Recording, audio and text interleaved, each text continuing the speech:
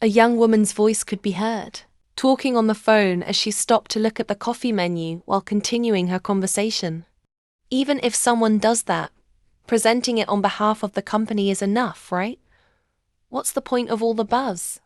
In the end, they'll judge based on the company's qualifications and capital, won't they? I understand. That person has much more experience than me. She's talented, famous, well-known, and very beautiful too. I should be competing with her. She stopped mid-sentence when she noticed someone's gaze on her. She met the stare and stopped communicating with the person on the phone. Aiwarin stood and looked at the woman who had stopped talking. It was true that she was staring at her first, but why was she staring back like that? It seemed like a coincidence, but the woman was striking with her eye-catching appearance and fashionable office attire that made her stand out. The gaze made Aiwarin instinctively smile, hoping it would make the other person feel better. When the woman saw the smile, she quickly turned her face away and quickly answered the person on the line. "Oh no, it's nothing. I was just about to order coffee from the cafe upstairs. Is Dad going to be here soon? I'll go down and meet you. Iced espresso, right?" The barista said, placing the coffee cup on the counter where drinks were picked up. Aiwarin turned her attention to her coffee, pulling her gaze away from the woman who was still on the phone. "Thank you so much," Aiwarin said to the barista. She picked up the coffee cup, wrapped in a light brown tissue paper, and turned back to the woman, offering her a smile before walking away. She mostly worked behind the scenes, without making much of an appearance in the business media, aside from her social circles where she was known. In comparison, her fame couldn't match the other woman's at all.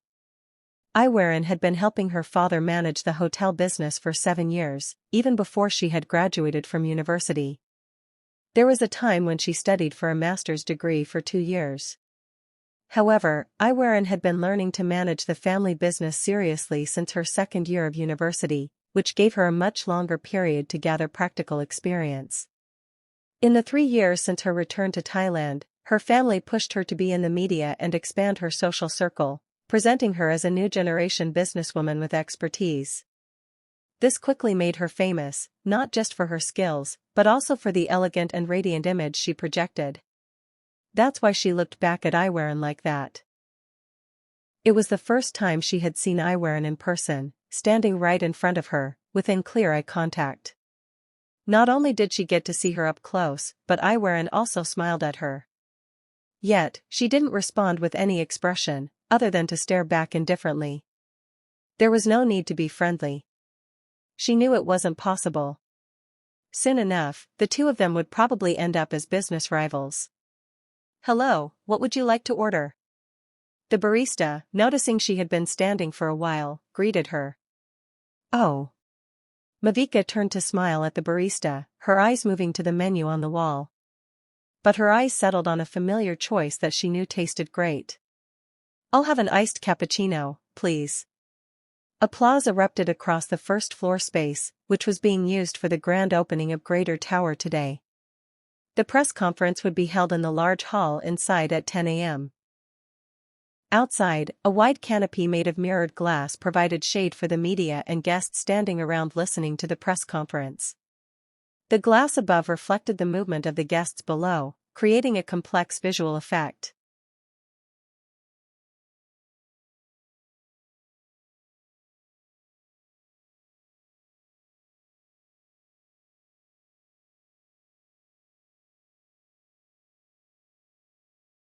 It could be said that she was the daughter of a national tycoon, while Mewika herself was also from a wealthy family, though not as well known.